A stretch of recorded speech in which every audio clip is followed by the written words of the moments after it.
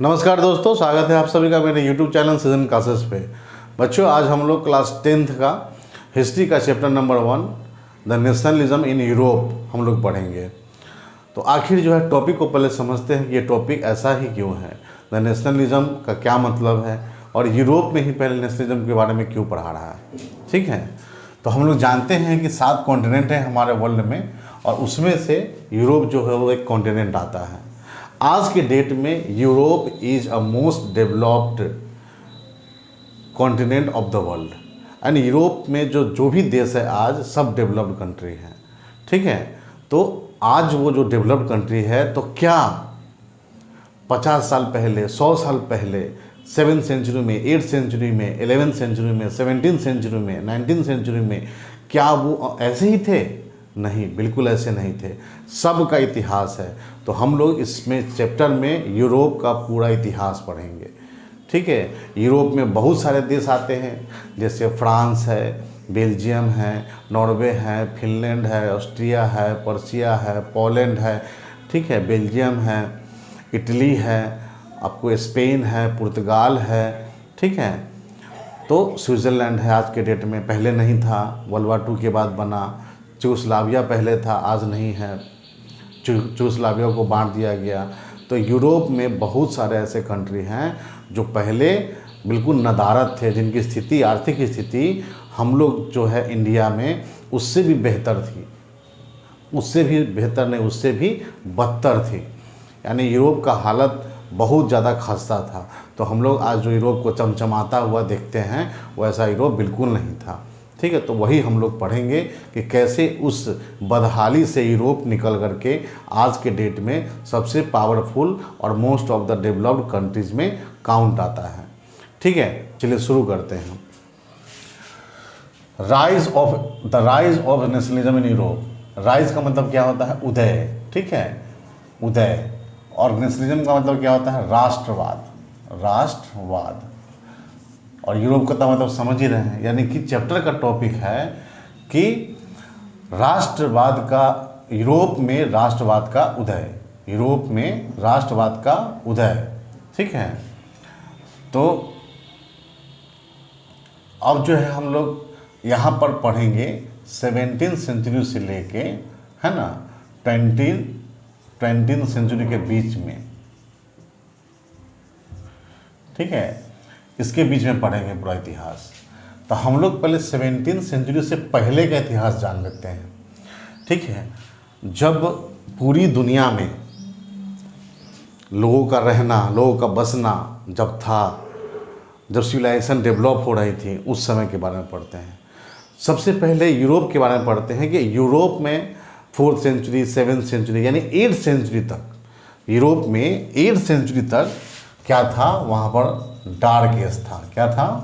Dark as, जिसको बोलते थे। डार्क एज मतलब अंधकार का युग। वो ऐसा एज था उस समय, मतलब चर्च का बोलबाला था, धर्मांध थे लोग, यानी कि कोई रीजनिंग नहीं, मतलब जो चर्च कह दिया उसको मान लेते थे। बहुत सारा उसमें अंधविश्वास था, बहुत सारी कुप्रथाएं थी, जैसे हमारे देश में थी कुप्रथाएं। ठीक है, तो वहाँ भी क्या था? बहुत सारा कुप्रथाएं थी और चर्च का बोलबाला था। लोग जो थे वो बटे हुए थे अलग अलग मतलब क्लास में। ठीक है ना, तो उसके बाद लोग ये भी नहीं जानते थे, लोगों के पास ज्ञान नहीं था, लोगों के पास नॉलेज नहीं था, लोग क्वेश्चन नहीं कर पाते थे, किसी भी बात को विश्वास कर लेते थे। और ये भी वो दुनिया से अनजान थे। यूरोप के जो लोग हैं उस समय, आपको बता दें, पुर्तगाल, स्पेन और इंग्लैंड, ये 3 देश जो थे वो रिच देश थे। ठीक है, इन्होंने अपने यहाँ, रिच देश नहीं कह सकते हैं, मतलब कि अपने यहाँ जो थे ये लोग देश थोड़ा सा ज़्यादा पैसे वाले थे। ठीक है, तो इन लोग दोस्त, ये लोग, चाहे यूरोप में जो लोग रह रहे थे उस समय, तो सारे लोग जो थे यूरोप में, सब सारे जो लोग रह रहे थे वो सोच रहे थे कि यूरोप के बाहर दुनिया ही नहीं है। और ये भी सोच रखा था, पहले डिस्कवरी भी नहीं हुआ था, वो लोग ये ऐसा सोचते थे, ये धारणा थी लोगों में कि पृथ्वी जो है वो सपाट है और जैसे ही हम इसके और बहुत दूर जाएंगे तो नीचे गिर जाएंगे और मौत हो जाएगी। और समुद्र में यात्रा करने से भी डर लगता था, क्योंकि समुद्र जो था वो बहुत ही वायलेंट होता था और बहुत सारे लोग मरे भी हैं। ठीक है, तो कहने का मतलब है कि जब ज्ञान ना हो, अज्ञानता जब फैली हो, लोग तरह तरह के अंधविश्वास में फंसे हो लोग जो है एक धार्मिक जो पॉप है या फिर ये कोई धार्मिक चर्च का पादरी है, वो जो कुछ कह दे उसी को रूल रेगुलेशन मान ले। आप किसी भी चीज़ पर फेथ कर ले किसी के कहने पर, ठीक है, समाज में कुप्रथाएं व्याप्त हो। तो ऐसे एज को जिसमें ज्ञान ना हो, जिसमें नॉलेज ना हो, जिसमें रीजनिंग ना हो, वैसे युग को कहा गया डार्क एज। ठीक है, तो डार्क एज के बाद अब धीरे धीरे क्या आया कि कुछ ऐसे लोग भी आए, जैसे आपने प्लूटो का नाम सुना होगा, सुकरात का नाम सुना होगा, ठीक है, आपने आर्किमिडीज का नाम सुना होगा, आपने बहुत सारे इन्वेंशन करने वाले जो यूरोप के लोग हैं उनका नाम सुना होगा। ठीक है, तो बहुत सारे फिलोसफर फिर आए। फिलोसफर मतलब दार्शनिक लोग, जिन्होंने अपनी तप से, अपने कंसंट्रेशन से, जहाँ तहाँ से पढ़ करके ज्ञान को अर्जित किया। अब वो ज्ञान को लोगों में फैलाने लगे। जैसे आप लोगों ने पढ़ा होगा कि मार्टिन लूथर किंग जो थे उस समय 39 थीसिस लिखते हैं किसमें, रोमन चर्च के खिलाफ, कि भाई रोमन चर्च कितना अत्याचारी और एक्सप्लॉयटेटिव है और लोगों का शोषण करता है धर्म के नाम पर। तो उनका जो थीसिस था, लोग इतना ज़्यादा पढ़ा, उनका इतना नाम हुआ कि एक क्रिश्चियन धर्म से निकल करके एक नया धर्म बन गया, ऐसे कल्ट बन गया और जिसको प्रोटेस्टेंट कहा जाता है। तो जो क्रिश्चियन धर्म है दो धर्म में बट गया, एक कैथोलिक में और एक प्रोटेस्टेंट में। ठीक है, तो कहने का मतलब ऐसे ही लोग, बहुत सारे लोग आए और जब आए तो ज्ञान का प्रकाश हुआ। लोग को कहा गया कि भाई रीजनिंग करो, क्वेश्चन पूछो, ऐसे ही किसी बात को विश्वास ना करो। आपको पता होना चाहिए कि सुकरात जब लोगों को समझाते थे, बोलते थे, तो वहाँ का राजा उसको क्या करता है, मरने पर मतलब जान देने पर मजबूर कर देता है। अ कप ऑफ पॉइजन मतलब कि पॉइजन पिला के उसको मार देता है। ठीक है यार, आपको तो ये भी पता होगा कि जीसस क्राइस्ट जब लोगों का भलाई कर रहे थे, परोपकार का जब काम कर रहे थे, तो लोगों ने उसे सूली पर चढ़ा दिया। अब सोचिए कि इससे ज़्यादा अंधविश्वास अब क्या होगा, और बाद में उसी को भगवान मानने लगे, और भगवान और बाद में क्रिश्चियन धर्म का वो सबसे बड़े प्रवर्तक, धर्म प्रवर्तक। तो जीसस क्राइस्ट को भी सूली पर चढ़ा दिया गया, आप लोगों ने सुना। तो अब जो काल आया डार्क एज के बाद, डार्क एज के बाद जो समय आया उसको हम लोग रिनेसेंस बोलते हैं। रिनेसेंस का मतलब होता है पुनर्जागरण। पुनर्जागरण का मतलब हुआ कि लोगों का जो थॉट था, लोगों की जो चेतना थी, उस चेतना में एक नए विचार का उद्भव हुआ। और वो विचार कहाँ से आए, जो पढ़े लिखे लोग थे, जिन्होंने अपनी मेहनत से पढ़ाई की और चीज़ों को जाना। जैसे हमारे देश में तो ऋषियों ने बहुत बड़ा ज्ञान जो है किताबों में लिख दिया, वैसा ही उन लोगों के यहाँ भी हुआ। बहुत बड़े दार्शनिक लोग, बहुत बड़े एजुकेशनिस्ट लोग, बहुत सारे फिलंथ्रोपिस्ट लोग, वो लोग जो थे उन्होंने समाज में ज्ञान का प्रसार का काम किया। और धीरे धीरे ये जो अंधकार युग था, खोज होने लगी। जैसे गैलीलियो ने खोज कर दिया कि भाई पृथ्वी जो है सन के चक्कर लगाती है, पृथ्वी है भाई गोल है, आप अगर एक जगह से ट्रेवल कीजिएगा तो फिर वहीं आ जाइएगा। तो इन सब चीज़ों का मतलब कि क्या हुआ, इन्वेंशन, डिस्कवरी हुआ। उसके बाद एक दिशा सूचक यंत्र होता है, ठीक है, जिसको कंपास कहा जाता है, जो नॉर्थ साउथ डायरेक्शन को दिखाता है, उसका खोज होने लगा। और समुद्र में चलने के लिए जहाज़ जो था वो बनाया जाने लगा। पहले भारी जहाज़ बनता था, अब क्या हो रहा, टेक्नोलॉजी के माध्यम से थोड़ा सा और बढ़ा। लोग तो देखिए ग्रेजुअली इम्प्रूवमेंट और डेवलपमेंट होते गया। ठीक है, तो अब जो जहाज़ बना वो हल्के जहाज़ बनाए गए जो समुद्र में आसानी से तैर सके और बहुत दिनों तक समुद्र में जा सके, वैसे जहाज़ बनाए गए। अब जाकर के रिनेसेंस में क्या हुआ, लोगों ने क्वेश्चन करना शुरू कर दिया। हम भाई पूजा पाठ करें तो क्यों करें, यज्ञ करें तो क्यों करें, आपको पॉप को इतना सम्मान दे तो क्यों दे, जीसस क्राइस्ट की पूजा करें तो क्यों करें, बाइबल को क्यों पढ़ें।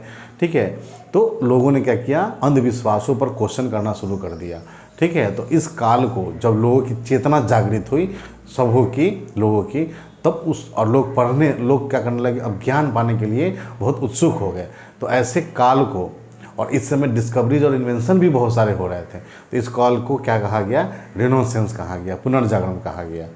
उसके बाद पुनर्जागरण के बाद जब और डेवलपमेंट हुआ और इन्वेंशन हुआ और डिस्कवरीज हुआ, तब जो है 16th सेंचुरी में नहीं, 14th सेंचुरी में ही, 14th से 15th सेंचुरी के बीच में ही इंग्लैंड में इंडस्ट्रियलाइजेशन शुरू हो गया। इंडस्ट्रियलाइजेशन का मतलब है कि भाई नेचुरल रिसोर्स था उन लोग के पास, इंग्लैंड के पास, उस रिसोर्स से क्या करने लगे उन लोग, फैक्ट्रियों में प्रोडक्ट बनाने लगे। तो इंडस्ट्रियलाइजेशन शुरू हो गया और क्या करते थे, पूरा जो अपना प्रोडक्ट है इंग्लैंड, वो क्या करता था, यूरोप में बेचता था। तो इस तरह से इंडस्ट्री का डेवलपमेंट सबसे पहले इंग्लैंड में हुआ और इंग्लैंड बहुत ज़्यादा अमीर बन गया। तभी आप लोगों को पता होना चाहिए कि इंग्लैंड ने फिर लगभग 52 देशों पर अपना कॉलोनी बनाया, जिसमें से भारत भी एक था। कॉलोनी इसलिए बनाता था ताकि वहाँ से कच्चे माल को ला सके और वहाँ से व्यापार भी कर सके, ठीक है। इसलिए कॉलोनी बनाने का मेन उद्देश्य यही था। तो सबसे पहले डार्क एज, फिर आपको आया रिनेसेंस, फिर आया इंडस्ट्रियल रेवोल्यूशन, ठीक है ना। अगर इंडस्ट्रियल रेवोल्यूशन आया तो पहले जो यूरोप जो था वो इस तरह का यूरोप नहीं था जो आज जर्मनी का एक बाउंड्री देखते हैं, जर्मनी का एक फ्लैग देखते हैं, सबका अपना सॉवरेनिटी है, ऐसा नहीं था। तो पहले क्या था, मोनार्की सिस्टम चलता था, ठीक है। तो किंगडम चलता था। सबसे पहले जो था रोमन एम्पायर था, रोमन एम्पायर फिर बटा तो हैब्सबर्ग एम्पायर बना, फिर ओटोमन एम्पायर आया, यानी तो अलग अलग एम्पायर, यानी बहुत बड़े बड़े क्षेत्र पर एक राजा रूल कर रहा है, तो उसको क्या कहा जाता था, एम्पायर कहा जाता था। लेकिन अब धीरे धीरे जब हम लोग 18th सेंचुरी यानी कि 17th सेंचुरी तक आते हैं, 17th सेंचुरी तक जब हम 17th सेंचुरी में पहुंचते हैं, तब क्या होता है, पूरा यूरोप किस में बटा हुआ था, किंगडम्स में बटा हुआ था, ठीक है ना। और अलग अलग राजाओं के किंगडम में बटा हुआ था, एरिया वाइज, है ना। डचेज में बटा हुआ था और कैंटोन्स में बटा हुआ था, ठीक है। ये छोटा छोटा पार्ट होता है उसमें बटा हुआ था। तो अब लोगों के बीच में कोई एक ही कॉमन चीज़ था कि मेरा एक राजा है, उस राजा से हम लोग क्या है, संबंधित है। बाकी कोई कॉमन भावना उन लोगों में नहीं थी, एक देश प्रेम नहीं था लोगों में, ठीक है। एक देश जो होता है जिसका एक बाउंड्री होता है, उसमें गवर्नमेंट होता है, लोगों को राइट्स मिलता है, ठीक है, एक सिस्टम होता है, कॉन्स्टिट्यूशन होता है, वैसा कुछ बिल्कुल नहीं था, ठीक है। तो वही चीज़ है। तो 17th सेंचुरी में the whole Europe was the patchwork of different small regions that is ruled by the different kingdoms. There were small states belong to the different people, feudal and more rich people of the societies and the class. And there are two classes in the Europe that were aristocracy and lower class. We can say that lower class and aristocracy is the two most important class who used to live in the Europe that time. तो अब कहने का मतलब है कि ये सब बटा हुआ था। तो अब बात आया कि 17th सेंचुरी हम आ गए, ठीक है। तो एक आदमी है जो कि फ्रांस का आर्टिस्ट है, ठीक है। बहुत कुछ इतना घटना होने के बाद एक आदमी है जिसका नाम है फ्रेडरिक सोरियो, एक आदमी है जिसका नाम है फ्रेडरिक सोरियो। ये है फ्रेंच आर्टिस्ट है, ठीक है। तो इसने क्या किया, पूरे यूरोप का, पूरे वर्ल्ड का, ठीक है। उससे पहले आपको दो चीज़ बता देते हैं। ये 17th सेंचुरी से पहले, है ना, आपको पता होना चाहिए कि जब जहाज़ वहाज़ का इन्वेंशन हुआ, डिस्कवरी हुआ, जब लोगों को पता चला कि इससे बाहर भी दुनिया है, एक्सप्लोर करके देखते हैं, तो सबसे पहले कोलंबस निकला अपने देश पुर्तगाल से, ठीक है। तो कोलंबस निकला, वो इंडिया की खोज करने के लिए, सुन रखे थे कि उधर ईस्ट में एक बहुत बड़ा देश है इंडिया नाम का, जो कि बहुत ही समृद्ध देश है। तो उसी की खोज करने के लिए निकला, लेकिन वो इंडिया नहीं पहुंच गया अमेरिकन आइलैंड पर। और अमेरिकन आइलैंड पर पहुंचा, वहाँ के लोगों को देखा, बोला कि तो रेड स्किन वाले लोग हैं, तो उसने उसका नाम वेस्ट इंडीज़ रख दिया, ठीक है। वहाँ के लोगों को रेड इंडियन कहने लगा। और वहीं पर वो खोज किया जब उसका, तो उसको बोला कि the discovery of new world, एक नई दुनिया की खोज किया गया। उस समय अमेरिका में रेड इंडियंस रहते थे, लेकिन अमेरिका में बहुत सारा रिसोर्स था। तो भाई रिसोर्स था, तो धीरे धीरे क्या हुआ, सारे यूरोपियंस लोग अमेरिका में शिफ्ट होने लगे, माइग्रेट करने लगे, ठीक है। ये कोलंबस की कहानी है। फिर क्या हुआ कि 1498 में, 1498 में वास्को डिगामा निकला इंडिया की खोज करने के लिए। तो वास्को डिगामा इंडिया की रास्ते की खोज करने के लिए, ठीक है, तो समुद्री रास्ते की। ऐसा क्यों किया गया था कि उधर जो ओटोमन एम्पायर था, तो उधर से जो लोग आते थे, ठीक है, जहाँ पर स्वेज कैनल है, तो उधर से जो रास्ता, मिडिल ईस्ट से जो रास्ता था, उसको ओटोमन एम्पायर ने जाम कर दिया। तो यूरोप वाले सबको घूम के आना पड़ा ऐसे, अटलांटिक ओशन से और अरबियन सी से आना पड़ा। तो इसलिए क्या है, लंबा रूट का खोज किया जाने लगा। तो वास्को डी गामा पहले अफ्रीका पहुंचा, वहां से उसको एक व्यापारी मिला गुजरात का, और उस गुजरात के व्यापारी के माध्यम से वो कालीकट बंदरगाह पर 1498 में पहुंचा। उस समय जमोरिन जो था हमारे देश का राजा था, और जहांगीर का मेन शासक, मुग़ल शासक वहाँ पर रूल कर रहा था। ठीक है, तो इस तरह से और भी कैप्टन हुक, ठीक है, उसके बाद और भी बहुत सारे जो सेलर्स हैं अलग अलग देशों से स्पॉन्सर्ड, जो है अलग अलग देश का खोज करते हैं। फिर न्यूजीलैंड का खोज किया गया, फिर ऑस्ट्रेलिया का खोज किया गया, ठीक है, और बहुत सारे टापू उस समय पूरे वर्ल्ड का समझ लीजिए कि डिस्कवरी हो गया। लोगों को पता चल गया कि पूरी दुनिया में सिर्फ यूरोप के ही लोग नहीं, बाकी बहुत सारे लोग रहते हैं जिनकी इतनी पॉपुलेशन है और इन टापुओं पर लोग रहते हैं। ठीक है, ये सब खोज हो गया। तो उसके बाद फिर ये उसके बाद 17वीं सेंचुरी में हम आते हैं फ्रेडरिक सोरियो पे। तो फ्रेडरिक सोरियो जो था वो क्या था, एक फ्रेंच आर्टिस्ट था। ठीक है, तो उस समय मैंने बताया कि यूरोप तो भाई अलग अलग किंगडम के अंडर रूल किया जाता था। तो फ्रेडरिक सोरियो जो था उसने 4 पेंटिंग बनाया था अपने विज़न से। ठीक है ना, उसने विज़न से यूरोप की एक परिकल्पना की थी, और ऐसी परिकल्पना की थी, उस पूरे चित्र को आपके बुक में सबसे पहले बड़ा वो चित्र दिया हुआ है, जो पहला जो फिगर बनाया था उन्होंने उसमें दिखाया है। तो फ्रेडरिक सोरियो ने उस पिक्चर का नाम दिया पैक्ट बिटवीन द नेशन। तो उस पिक्चर में क्या क्या है वो आपको हम बताते हैं। उसने ऐसे एक विश्व की, एक ऐसे यूरोप की कल्पना की जहाँ पर सारे लोग लाइन लग करके आ रहे हैं, ठीक है, और स्टैचू ऑफ लिबर्टी को श्रद्धांजलि दे रहे हैं, होमेज दे रहे हैं। सब लोगों ने अपने अपने देश का झंडा पकड़े हुए हैं, जैसे जर्मनी, फ्रांस, पोलैंड, ठीक है, नीदरलैंड, हॉलैंड, ठीक है, बेल्जियम। तो ये सारे देश जो हैं एक लाइन लगा करके स्टैचू ऑफ लिबर्टी को क्या कर रहे हैं, होमेज दे रहे हैं। और नीचे जो है ज़मीन पर वो क्या है, राजा के सिंबल वाले, डिस्पोटिक रूल वाले जितने जो सिंबल होते हैं उनके महल का अंश, उनके महल का टुकड़ा, वो सब ज़मीन पर पड़ा हुआ है। ठीक है, उसके बाद ऊपर जो है एक पर्सनिफिकेशन ऑफ लॉ, यानी कि एक हाथ में कानून को दिखाने वाली एक स्त्री है, जो एक हाथ में एनलाइटमेंट का टॉर्च ली हुई है, और एक हाथ में charter of man and citizen का जो राइट्स का जो चार्टर होता है वो ली हुई है। ठीक है, तो उसके बाद, और ये जो फ्रेडरिक सोरियो है वो ऐसी कल्पना करते हैं कि आज न कल पूरा मोनार्की सिस्टम ख़त्म हो जाएगा और डेमोक्रेटिक रिपब्लिक जो है आ जाएगा, और पूरे यूरोप में नेशन स्टेट फॉर्म होगा, जिसकी अपनी एक बाउंड्री होगी, अपना झंडा होगा, और कॉमन क्या होगा, कल्चर होगा, और लोग भाईचारा से रहेंगे, और हर एक देश में हर नागरिक को राइट्स मिलेगा। तो ऐसी परिकल्पना कब किया गया था, 1748 में फ्रेडरिक सोरियो ने कर दिया था। उसने एक ऐसे समाज की भी कल्पना की, उस समाज को उटोपियन सोसाइटी कहा जाता है। वैसा समाज जो कि अनरियल सिचुएशन, अनरियल कंडीशन है, जैसे हमारे देश में कहा जाता है पौराणिक कथाओं में कि राम राज्य हुआ करता था, जहाँ कोई गरीबी नहीं, कोई क्राइम नहीं, कोई अस्वस्थ नहीं, कोई दुखी नहीं, सब लोग प्रसन्न हो और सब लोग शांति से रह रहे हों। ऐसा समाज की परिकल्पना को कहा जाता है उटोपियन सोसाइटी। तो ऐसे समाज की उसने कल्पना की थी। ठीक है, ऊपर जो पिक्चर में हम ऊपर देखते हैं तो ऊपर जीसस क्राइस्ट, सेंट्स और परिया लोग, फेरीज लोग, वो लोग इस सीन को देख रही हैं और देख करके अपना आशीर्वाद दे रही हैं। ठीक है, इस तरह से पिक्चर में डिपिक्ट किया गया है पूरे यूरोप के नेशन को कि the whole Europe is going to be a independent nation with the complete sovereignty. ठीक है ना, उसको होमेज देने के लिए, स्टैचू ऑफ लिबर्टी को होमेज देने के लिए कुछ देश के नाम हैं, उस सारे देश का नाम है।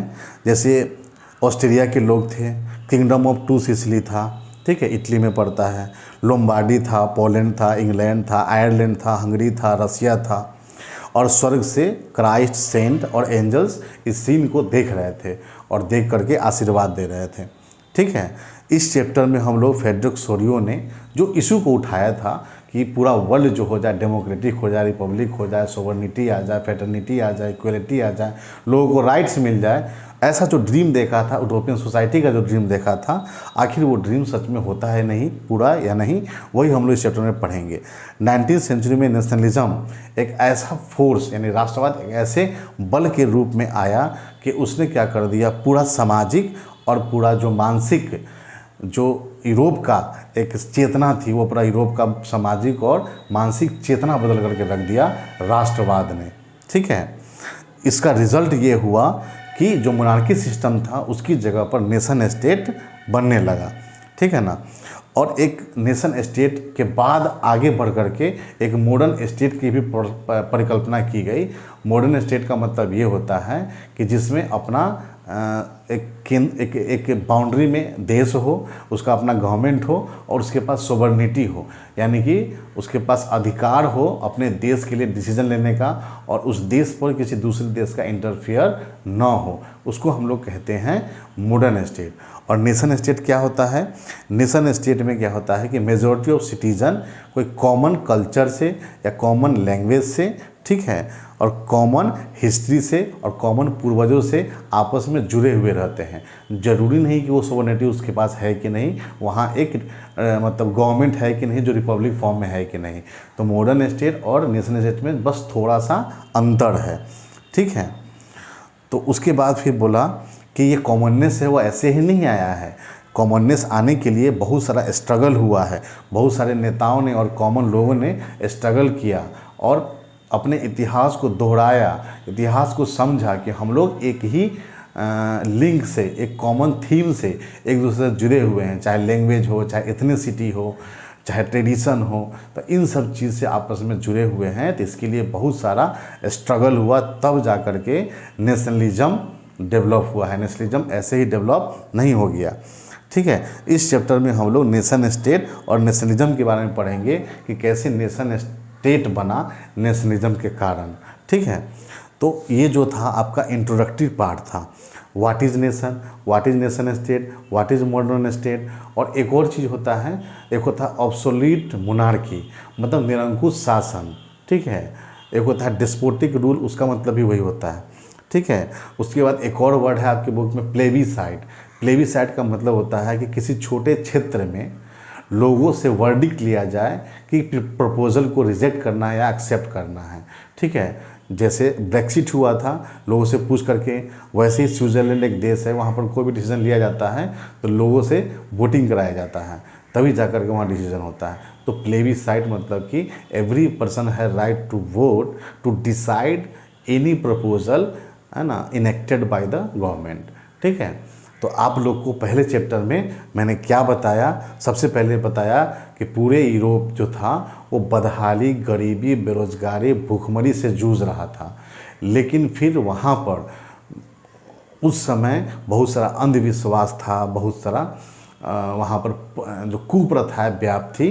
तो वैसे काल को हम लोग डार्क एज कहते हैं। लोगों को अपने अलावा अन्य दुनिया के बारे में नहीं पता था। फिर अन्य दुनिया की खोज हुई अलग अलग नाविकों द्वारा, कोलंबस और Vasco da Gama, captain Hook, इन सब के द्वारा खोज हुई।